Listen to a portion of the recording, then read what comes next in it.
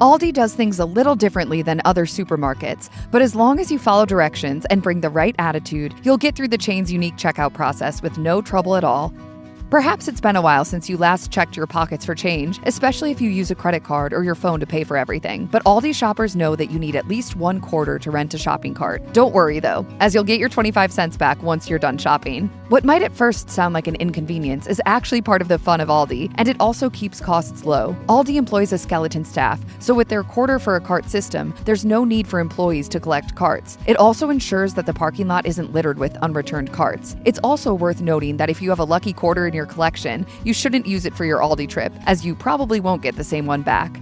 It's not the end of the world for any Aldi first-timers who come unprepared without any quarters. That's because loyal shoppers are known for jumping at the opportunity to convert newcomers. Indeed, it's not unusual for a shopper on their way out to offer their cart or quarter to someone just arriving. Usually, they won't take a quarter in exchange for their cart, which already has a quarter inserted into it. When this happens, it's like the Aldi gods are smiling down upon you. For positive karma, we recommend passing this kindness forward when you're done with your cart. You could easily return the cart and pocket the quarter, but keeping the good vibes going is well worth the 25 cents. You can hand off your cart in the parking lot, or return it and leave the quarter in the slot, or remove the quarter and offer it to an incoming customer. If you're missing a quarter and aren't lucky enough to be on the receiving end of another customer's good deed, all hope is not lost. Just head inside to see if an employee can help you out, as the chain is known for permitting its staff to give out a certain amount of coins for customers who need them. I like money!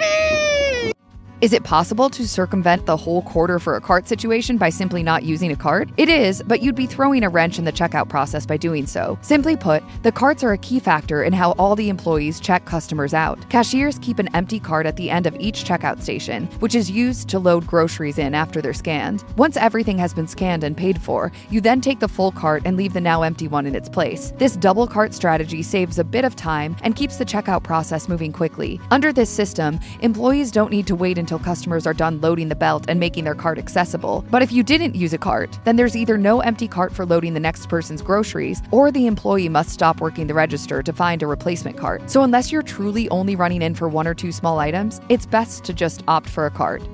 Aldi's entire business model is centered around affordability, and low prices come with some sacrifices. For one thing, that means that there aren't that many employees working the checkouts. In fact, it's not uncommon to see only 2 or even just 1 registers open at a time. This can lead to some long lines, which makes checkout etiquette that much more important. The closer you adhere to the rules of the checkout line, the faster and smoother the whole process will go. It's also important to note that getting frustrated about a grocery store line isn't going to help anybody. It simply means that you'll just be grumpy for a few minutes when you could otherwise be unbothered, and frustration can be contagious, so do yourself and everyone else a favor and take the whole situation in stride. I don't know what we're yelling about!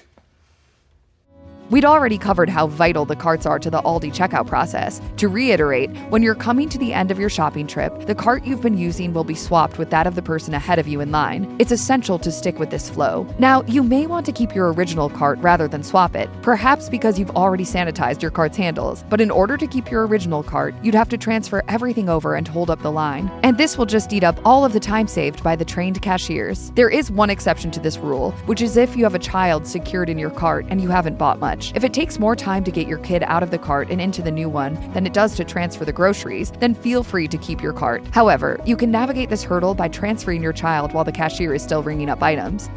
If you regularly shop at Walmart, Target, or any other major grocery chain, you've probably never seen the staff members there sitting down. But Aldi does things differently by encouraging its employees to rest when they're able to, even providing them with chairs to do so. This is actually the norm in a lot of countries outside of America, such as the Netherlands and Aldi's home nation of Germany. The truth is that there's really no good reason that a job should stress out our bodies any more than it has. With that in mind, Aldi allows its workers to sit, and their productivity doesn't suffer for it. In fact, the chain's cashiers are reportedly quicker at ringing up customers than those at stores that require their workers to stand for the entirety of their shifts. So instead of being upset that they're sitting, be impressed that they can still be so speedy.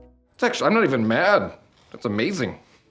You're responsible for bagging your own groceries at Aldi, but it's important that this doesn't happen in the checkout area. Employees and other customers surely will appreciate you paying promptly instead of fussing with your groceries. And thankfully, Aldi has an entire separate area for optimal bagging. After paying, you'll be prompted to roll your cart over to this bagging area. It's just on the other side of the checkout section, usually against the window-lined wall that makes up the exit area. You'll have plenty of room here for your cart to hang out and a tall counter where you can place your bags and fill them however you wish to. If the idea of bagging your own groceries makes you scream, try out this hack to make your life easier. Instead of using typical reusable bags, bring collapsible crates or baskets instead. Place them in the empty cart open, and your cashier will likely just fill them as they would an empty cart. This may not work every time, but it's certainly worth a shot if you dread bagging your own groceries.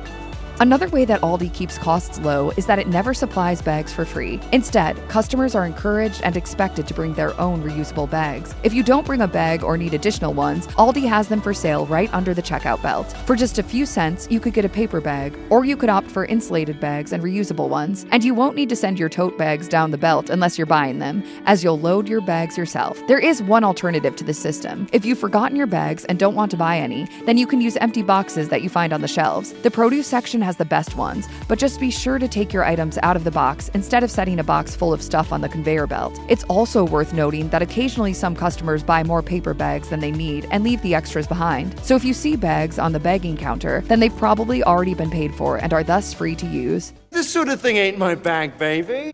Aldi lines can get pretty long, but that doesn't mean that it should take terribly long to get through the line, as long as you play your part. By loading your groceries on the belt quickly, the line will move a bit quicker. Speed isn't the only part of efficiency, though. You'll need to be strategic when placing your items on the belt. Keeping them organized while you shop can help with this. Aldi cashiers are known for being pretty speedy, and even though they're trained not to damage your groceries, things can happen. By organizing your groceries while shopping, it's less likely that more delicate items will get crushed. So put the larger, heavier items on the belt first, followed by those that could get damaged more easily. This will help ensure that the large items are on the bottom of the cart and the lighter ones are placed on top. You can also keep heavy objects in the cart itself.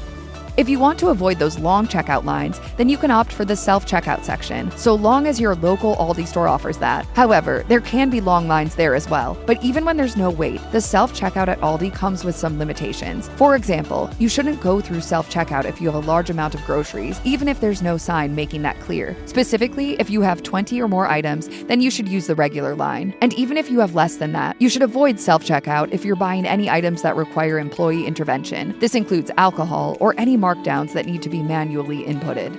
We've all surely witnessed rude customers, and if you haven't, well then, you might just be one of those rude customers. We've all had bad days, but it's important not to take that out on those around you, especially service workers. And we're not just talking about full-on tantrums. There are also a lot of subtle slights that could rub your cashier the wrong way. Ignoring their friendly greeting is one. While you may not mean to do it, treating anyone as if they're invisible or not worth a response is impolite and kind of dehumanizing. Throwing or shoving money toward cashiers is another bad habit to avoid. If you're paying with cash, just place it in their hands. Also, blaming employees for company policy or something that's completely out of their hands is unfair, and it doesn't make much sense either. Your interaction with an Aldi cashier may be brief, but a quick hello and thank you goes a long way. Oh, and in case I don't see you, good afternoon, good evening, and good night. It's important to treat cashiers with kindness and respect, but there is such a thing as being overly nice. Try not to talk a cashier's ear off, even if you're trying to be friendly. It's not that Aldi employees don't like casual conversation from time to time, but sometimes customers can cross the line in terms of appropriate discussion. Remember that cashiers are pretty much trapped at their posts, so they basically have to smile through whatever conversation you throw at them. A greeting, a smile, and a bit of small talk is all you really need to offer. Even if your cashier is a chatterbox, there's one major reason why you shouldn't hold up their line. Aldi times and scores each one of its employees, and they have a quota to meet concerning how many items they ring up each minute and/or hour. Customers can help the employees meet these quotas by following these rules of etiquette. Every second saved increases efficiency, and doing your part helps keep costs low and the employees in good standing.